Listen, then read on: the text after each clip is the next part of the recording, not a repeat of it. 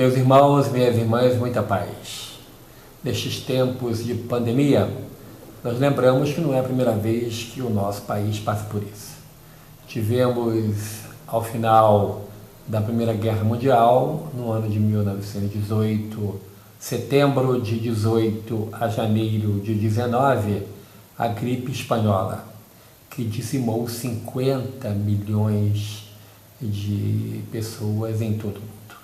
O Rio de Janeiro foi um palco trágico das calamidades que se sucediam.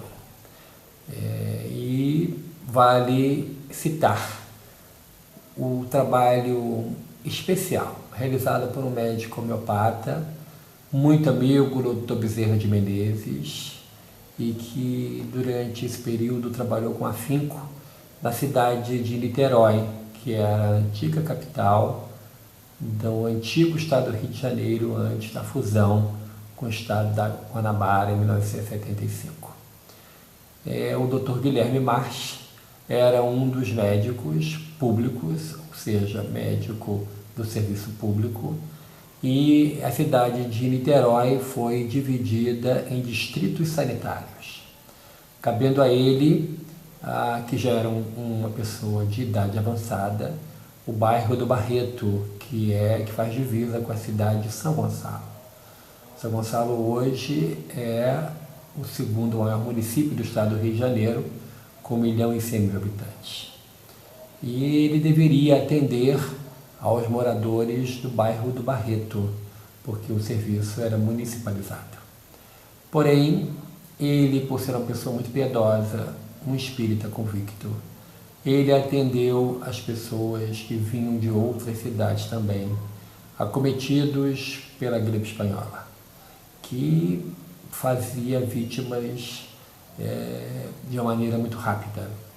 Era também uma pandemia e a alopatia se caminhava ainda a passos lentos e a homeopatia, através do Dr. March e de outros ilustres médicos homeopatas da então capital da República, o Rio de Janeiro, entraram em cena com os recursos da homeopatia, e o Dr. March trouxe, através de uma receita por ele pensada, criada, e conseguiu salvar muitas pessoas.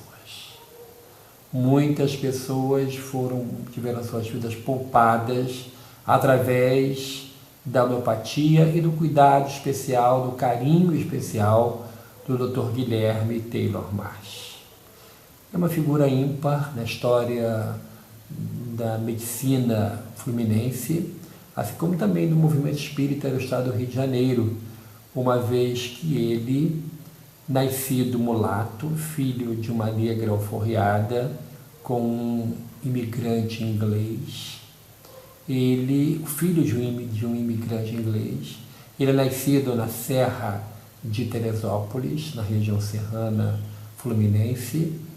Ele veio a viver até os 7 anos lá, e depois, com o desencarne do pai e da mãe, ele, que até então, junto com o seu irmão George, eram herdeiros de uma grande fortuna, tiveram nomeados pela justiça responsáveis tutores que acompanharam a sua educação, e ele foi internado no Rio de Janeiro para estudar.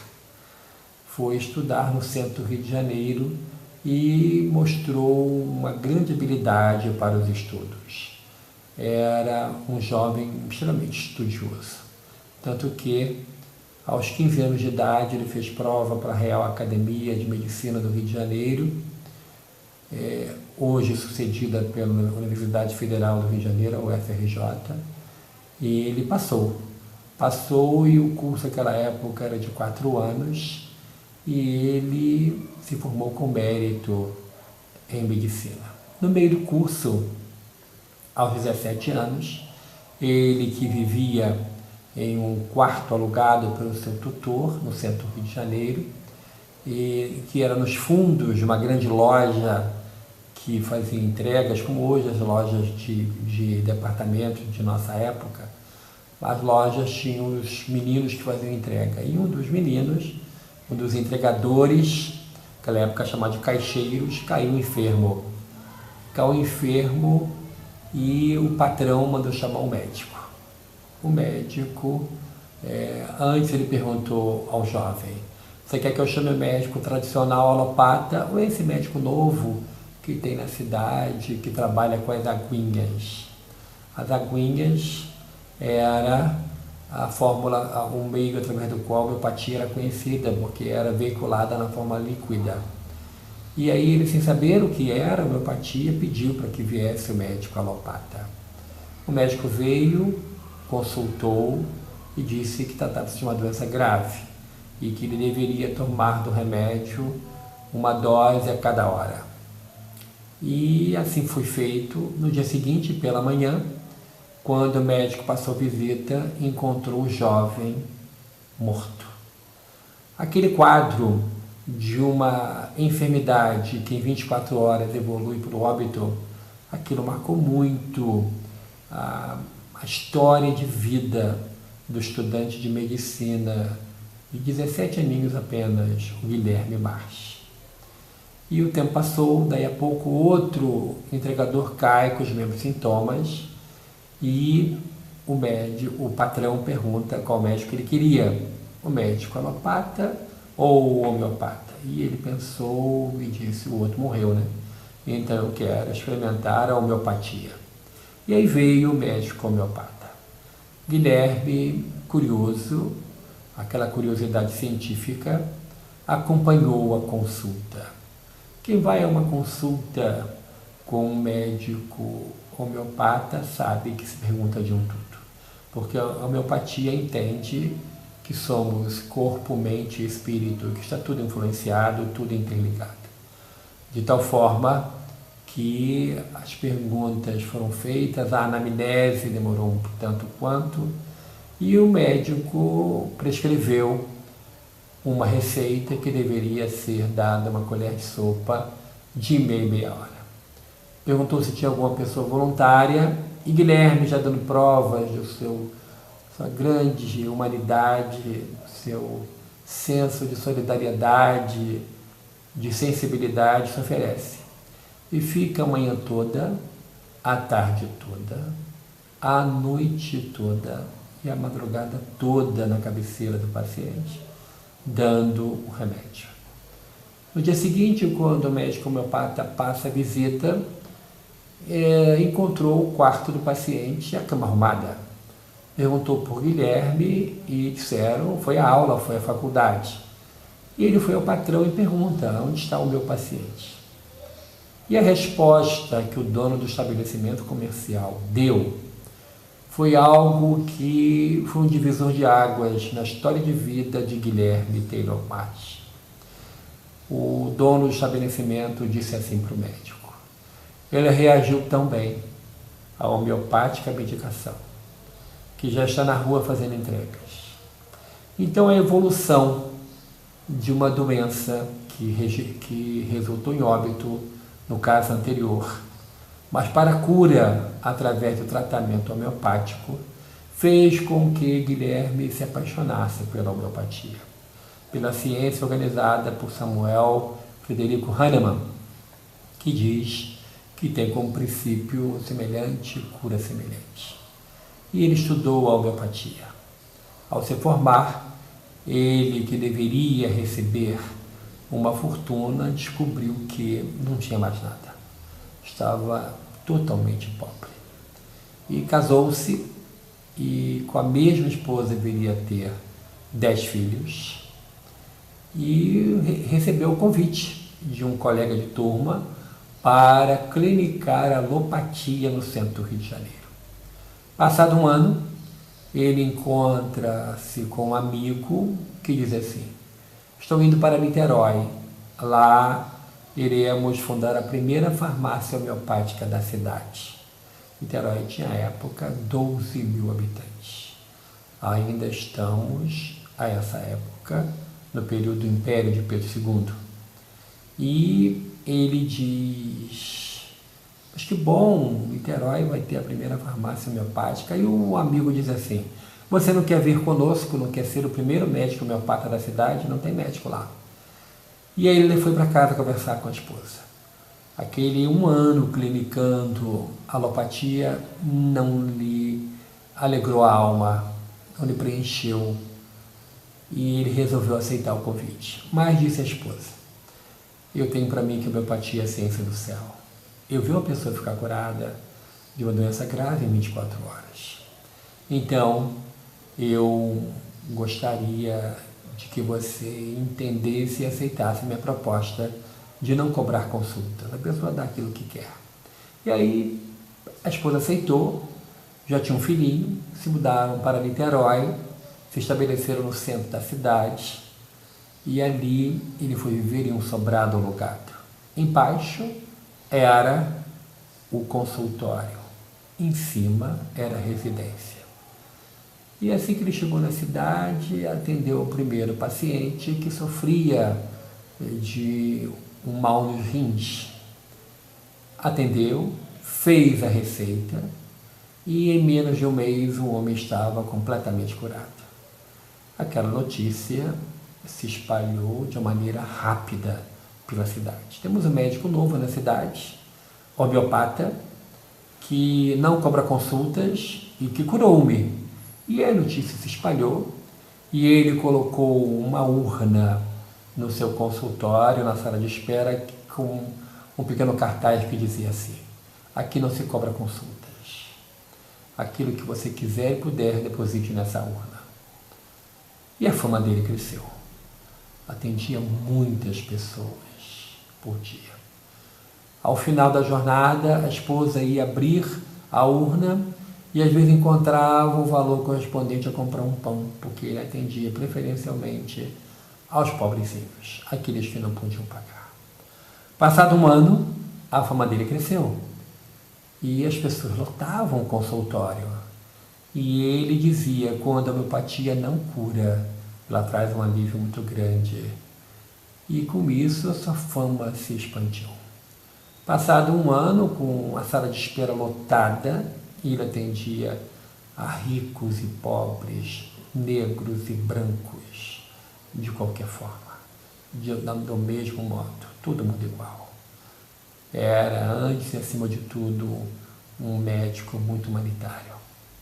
E ele, então, recebeu a visita durante as consultas do dono do imóvel.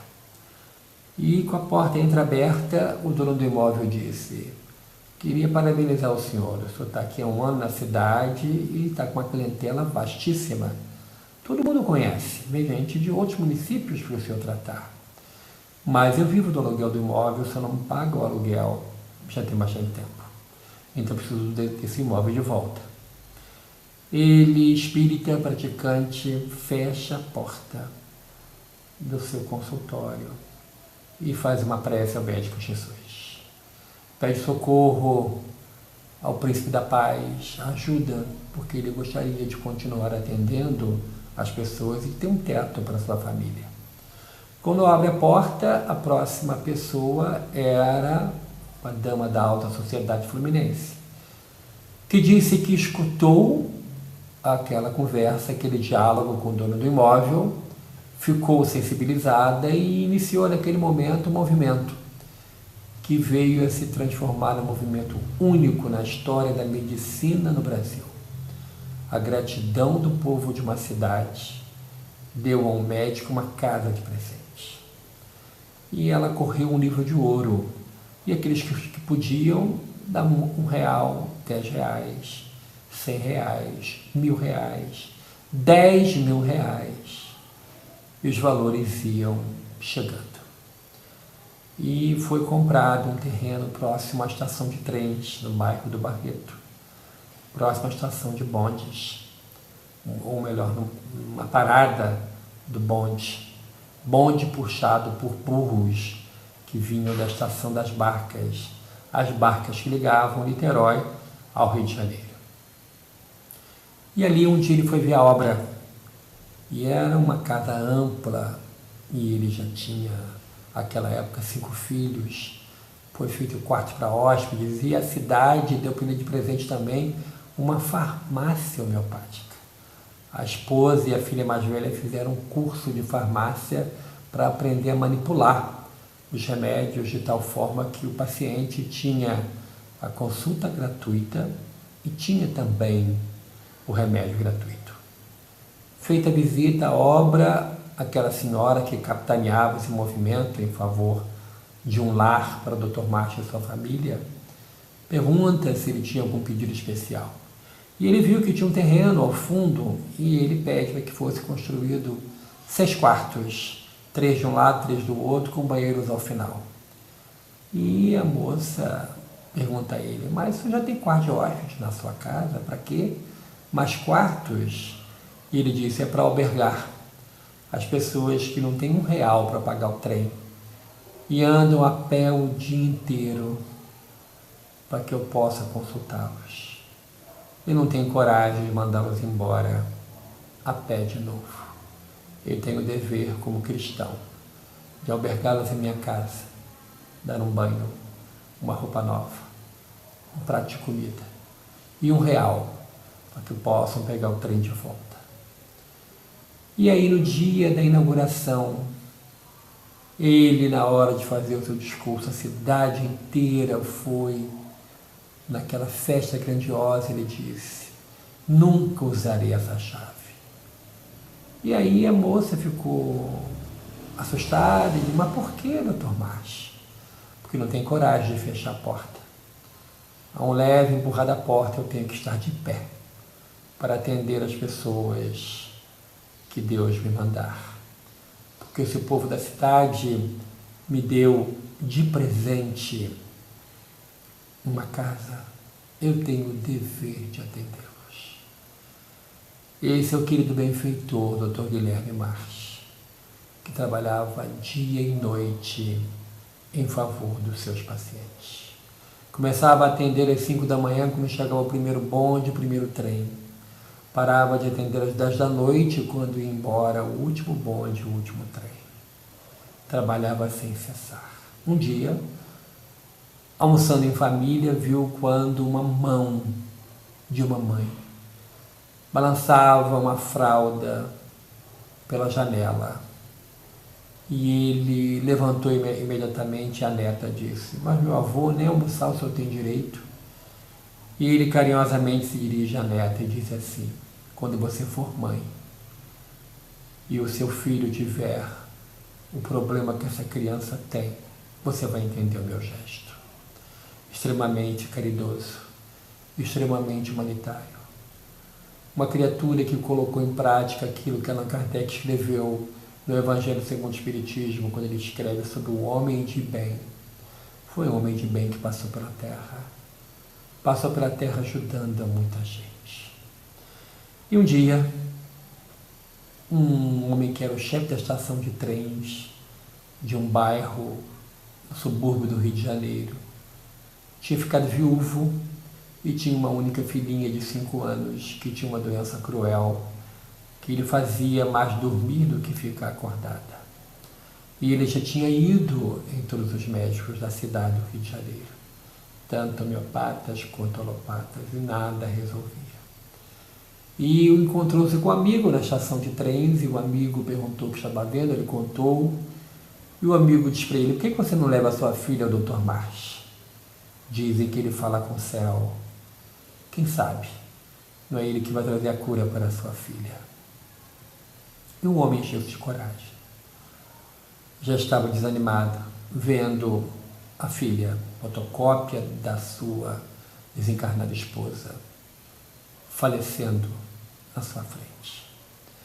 Ele então resolve atender aquela indicação e vai para Niterói. Naquela época, a viagem do Rio para Niterói de barco era de 1 hora.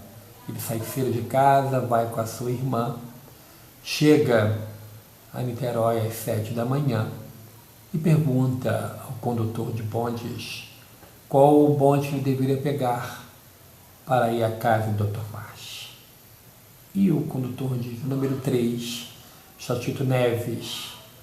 E ele disse: como eu irei saber que chegou no ponto que eu devo ficar? Ele disse: o senhor vai ser avisado. E foi o que aconteceu. Quando, depois de 40 minutos de viagem, o condutor grita: casa de Dr. Marsh. Desce todo mundo. E era uma casa grande, com uma varanda em L, com bancos de madeira muito simples, onde as pessoas ficavam sentadas numa fila de espera, sentados. E ali se fazia um U naquele L, depois entrava na sala, que tinha um outro U de bancos, que terminava em um biombo, e no biombo estava o médico atendendo. Ele chegou e viu que tinha mais ou menos 60 pessoas na frente dele. E ele, preocupado, tinha uma barca, sairia às 10 da noite, a filhinha dormindo, parecia um estado semi-comatoso, mais dormia do que acordava, e não comia, não bebia, estava praticamente à morte. Os médicos haviam a condenado à morte. E a sua irmã ajudando ele. Quando deu meio-dia, um sino tocou. Todos ficaram de pé. E ele pergunta à pessoa que estava lá dele: o que está acontecendo? O que houve? O Dr. Martin nos convida para o almoço. E ele falou assim: não sei se eu vim prevenido. Quanto que é o almoço? É de graça? O senhor nunca veio aqui? Não, eu nunca vim. De graça, mas tem mais de 150 pessoas aqui. Ele tem muito dinheiro? Não, ele não cobra consultas. É tudo gratuito. Mas como é que ele vai dar almoço para essas pessoas todas? Ele disse: meu senhor, aqui é a casa da gratidão. Por gratidão o padeiro dá o pão, o açougueiro dá a carne, o verdureiro dá as verduras, o leiteiro dá o leite.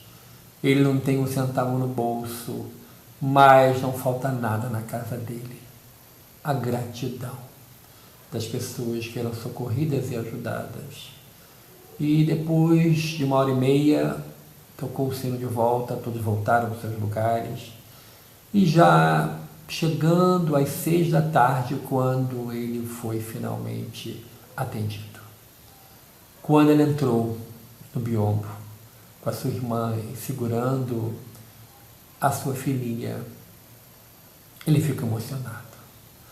O Dr. Marsh é uma figura ímpar, mulato, de olhos extremamente azuis, herança genética do pai, e mulato porque a mãe era uma escrava alforriada, já encurvado por uma doença na coluna que ele deixava encurvado, andava segurando nas coisas, andava com uma bengala, alto, magro, e com um óculos em aro, uma barba grande, comprida, branca, e ele se emociona e chora muito.